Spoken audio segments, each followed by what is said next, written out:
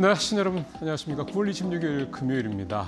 이제 9월도 이제 다음 주엔 또 끝나죠. 참 빠릅니다. 이제 3분기는 다음 주까지 이제 마무리가 되겠습니다. 자, 오늘 이데일리 신문에 나온 내용들 중에서 중요한 내용들 몇 가지 좀 준비를 해봤습니다. 첫 번째는 어제 사실 뭐 우리 시장에서 이 내용이 뭐 거의 좌지우지했다.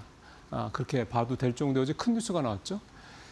네이버하고 국내 최대 가상자산 거래소죠. 업비트를 운영하는 두나무, 이 두 네이버가 직접은 아니죠. 네이버의 자회사인 네이버 파이낸셜하고 이 두나무, 이 두 회사가 이제 합쳐서 네이버의 자회사가 된다, 이런 얘기가 되겠습니다. 이게 상당히 좀 큰 내용이 될 수밖에 없는 게요. 지금 이제 새 정부 들어서고 난 이후에 지금 시장에서 가장 큰 그러니까 잠재된 이슈가 이 스테이블 코인, 그다음에 이제 가상자산 이쪽입니다. 이 뭐 스테이블 코인이나 가상자산, 전체적으로 이 부분에 대해서 지금 이재명 정부도 스테이블 코인을 도입하겠다라는, 원화 스테이블 코인 도입하겠다는 얘기를 좀 하고 있는 상황이고, 이미 지금 기업들 움직이고 좀 있고 준비 좀 하고 있습니다. 그리고 조각 투자 관련된 이 STO 법안도 지금 사실 법안은 다 돼 있고 통과만 하면 되는 건데 좀 우선순위에 밀린다라고 정도로 봐야 되죠. 그러니까 이를테면 이런 류의 가상자산과 관련된, 그러니까 디지털 자산과 관련된 큰 변화가 좀 예상이 좀 되고 있습니다. 아직 가시화되지 않아서 뭐 하나보다 뭐 하겠지, 하나 뭐 이런 식의 생각들을 하실 수 있고, 시장에서 아주 가장 큰 메인 이슈는 아닌 건 분명한데, 이제 그에 앞서서 이제 네이버가 이를테면 이제 치고 나가겠다라는 명확한 신호를 시장에 줬다, 이렇게 좀 볼 수가 있겠습니다. 네이버의 계열사인 자회사인 네이버 파이낸셜은 이제 네이버의 이제 금융 쪽을 커버를 하고 있는 그런 자회사죠. 각종 뭐 여러 가지 금융 서비스를 하고 있는데, 다만 이제 증권사도 인수를 좀 하려고 계속 준비를 하고 있었는데, 이제 그런 부분들에 힘을 더해서 스테이블 코인 쪽을 이제 본격적으로 이제 선두로 치고 나가겠다, 그런 어떤 의지의 표현이 이 두나무 인수라고 좀 볼 수가 있겠고요. 이제 포괄적 주식 교환을 통해서 두나무를 이제 100% 자회사로 두고 기존에 하고 있던 간편 결제, 사실 이것도 사실 그러니까 어떻게 이커머스 쪽도 네이버가 쿠팡과 지금 뭐 거의 버금가는 그런 경쟁을 벌이고 있는데, 거기에 더해서 이제 스테이블 코인까지. 왜냐면 결국 이제 원화 스테이블 코인이 만들어지고 원화 스테이블 코인으로 결제하는 시장이 또 이제 앞으로 커질 것을 감안했을 때, 이런 소위 말하는 디지털 어떤 결제 시장을 완전히 좀 장악을 하겠다라는 이제 전략이 담겨져 있다, 이렇게 볼 수가 있습니다. 그런 상황에서 네이버 파이낸셜이 별도의 뭐 어떤 스테이블 코인에 관련된 뭔가를 하는 것보다는 이미 가상자산 사업을 오랫동안 해오고 가장 큰 회사인 두나무를 인수하는 게 가장 빠르게 시장을 선점하는 어떤 그런 방법이다, 이렇게 판단했다, 이렇게 좀 봐야 될 것 같습니다. 이 소식으로 어제 네이버 주가가 무려 11% 넘게 좀 급등을 좀 했고요. 어제 이 네이버의 거래 대금만 3조 원을 넘어서 코스닥 시장 거래 대금의 거의 3분의 1 정도 수준할 정도로 뭐 거래가 거의 뭐 네이버에 어제는 집중이 됐다, 이렇게 표현을 해도 과언이 아닐 정도로 시장의 가장 큰 이슈가 좀 됐습니다. 이제 중요한 거는 이제 지금부터라는 생각이 듭니다. 왜냐하면 네이버 파이낸셜은 연간 한 1,000억대 정도의 이익을 내는 회사고, 두나무는요, 이게 상장이 안 됐을 뿐이지 조 단위가 넘는 연간 수익을 내는 회사입니다. 그러니까 이제 합병 비율, 그러니까 이제 이 주식 교환 비율이 그래서 굉장히 중요한 거죠. 뭐 그래서 일각에서는 사실상 이 네이버 이 두나무의 오너인 송치영 의장이 네이버 파이낸셜을 사실상 뭐 인수하는 개념이 될 거다. 왜냐하면 지분 이제 차이가 날 거기 때문에요. 워낙 이를테면 이익이 거의 10배가 차이 나기 때문에 그렇게 될 거다라는 해석도 좀 있고요. 네이버가 그거를 과연 받아들이겠냐, 뭐 이런 해석도 있습니다. 또 금융당국에서 이 두 회사의 합병과 관련돼서 이제 주식 교환과 관련돼서 이거는 좀 이건 좀 들여다봐야 될 필요가 있다. 사실상 시장을 독점할 수도 있는 그런 상황이, 뭐 그런 얘기도 좀 나오고 있어서 최종적으로 두 회사의 그러니까 네이버의 자회사인 파이낸셜과 두나무의 합병이 아주 말끔하게 될 때까지는 시간이 조금 걸릴 수 있다, 이런 해석도 있습니다. 근데 일단은 추진을 하고 있다라는 게 이제 가시화가 된 상황이기 때문에 당분간은 이 이슈가 상당히 시장에서 굉장히 중요한 이슈로 좀 부각이 될 가능성이 크고, 덕분에 스테이블 코인 관련 또 시장의 기대감이 또 지금 마침 주도주인 반도체 섹터가 좀 가라앉고 있는 상황이기 때문에 좀 커지지 않겠냐, 그런 생각도 좀 해볼 수가 있겠습니다. 자, 장기전에도 강하다. 각광받는 방사 ETF.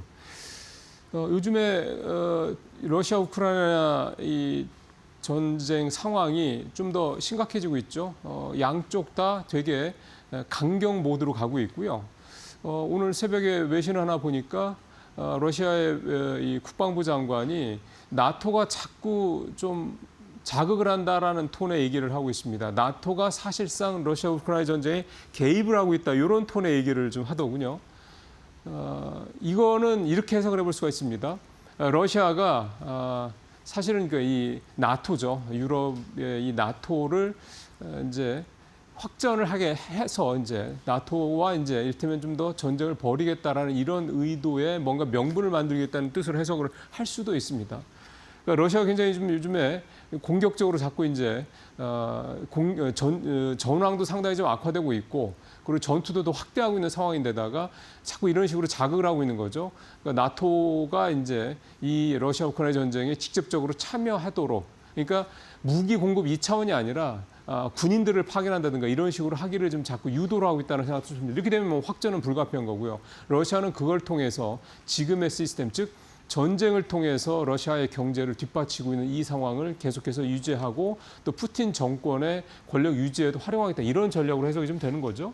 근데 그러다 보니까 어쨌든 방산주가 요즘 강하고요. 이재명 대통령도 이번에 미국 유엔 방문하는 자리에서 이 방산 쪽에 대한 어떤 그런 국방비 증액을 통한 방산 쪽에 대한 어떤 그런 지원을 대폭 강화하겠다. 이런 얘기를 하고 있습니다. 그러다 보니까 개별 방산주도 상당히 좀 좋습니다만 화면에서 보시는 것처럼 방산 관련 ETF 상품들의 수익률이 좀 어마무지합니다. 플러스 K방산 하나자산증권거죠. 이거 같은 경우는 거의 200%, 3배가 좀 가까운 수익을 냈고요. 미래스 자산운용의 타이거 K방산앤 우주 이 ETF도 뭐 마찬가지로 엄청난 수익들을 내고 있습니다. 그러니까 방산주가 올 들어서 좀 주춤하는 것 같았어도 ETF 수익률을 보면 이렇게 좋은 겁니다. 그러니까 계속해서 수익률이 유지가 되고 있다 이런 얘기가 되는 거고 지금 상황이 더 안 좋다 보니까 더 갈 수 있는 여지도 있다. 이제 이렇게도 볼 수가 있는 거죠. 그래서 방산주는 조방, 원전, 이 소위 말하는 4개 주도 중에서 여전히 이 4개 중에서는 가장 강한 어떤 힘을 여전히 좀 갖고 있다. 이렇게 좀 볼 수가 있겠습니다. 자, 세 번째, 네 번째 얘기는 이제 간단하게 좀 하겠습니다. 자, APR. 뭐 지금 이제 화장품 대장주죠. APR이 모건 스탠리의 투자사가 자회사인 투자사가 좀 지분을 5% 넘게 좀 확대를 했습니다. 모건 스탠리 NCO 인터내셔널 PLC라는 데서 24일 기준으로 5%가 넘는 그런 지분을 갖고 있다고 이제 공시를 좀 했고요. 싱가포르 투자청도 그 전날이죠. 23일 날 코스맥스 지분을 5% 넘게 보유해서 3대 주주에 이제 들어섰다 이렇게 공시를 했습니다. APR도 그렇고 코스맥스도 그렇고 지금 우리를 대표하는 우리 K뷰티를 대표하는 이제 화장품 관련 회사들이죠. 이게 이제 비단 두 회사뿐만이 아니라 이 K뷰티 관련 회사들에 대한 외국 사모펀드들, 외국 자산운용사들, 투자사들의 관심이 되게 좀 많아지고 있습니다. 그래서 앞으로도 이 APR이나 코스맥스뿐만이 아니라 ODM이 됐든 개별 브랜드가 됐든 확실한 뭔가 성장 모멘텀을 갖고 있는 회사들에 대한 글로벌 투자사들의 어떤 이런 어떤 접근, 그러니까 뭐 지분 매입이라든가 이런 부분들은 계속해서 늘어날 가능성이 높다 이렇게 좀 볼 필요가 있겠습니다. 이건 실적도 실적입니다만 또 다른 모멘텀이 될 수가 있기 때문에 K뷰티에 대한 관심을 좀 계속 가져볼 필요가 있을 것 같습니다. 자, 마지막으로 이제 현대무백스 이제 물류 로봇 만드는 회사죠. 이 회사가 노란봉투법 국회 통과하고 난 다음에 가장 사실은 주가가 많이 올랐던 대표적인 로봇 관련주 중에 하나입니다. 이게 사실 그 전에 이렇게까지 부각됐던 회사가 아닌데 노란봉투법 때문에 유난히 이제 이 어떤 그 물류 현장, 산업 현장에서의 로봇 관련된 기대감이 커질 때 가장 큰 수혜를 받았던 종목인데 주가도 보시는 것처럼 뭐 2,000원대 한 3,000원 정도 되던 주가가 2배 이상 주가가 좀 급등을 좀 하기도 했습니다. 그러다가 이제 변수가 하나 좀 생겼죠. 전거래 어제 마이너스 8%가 급락을 했는데요. 그 전날 현대무맥스의 최대 주주는 이제 현대 엘리베이터인데 여기에서 보유 지분을 7%를 매각하겠다 이걸 공시를 좀 했기 때문입니다.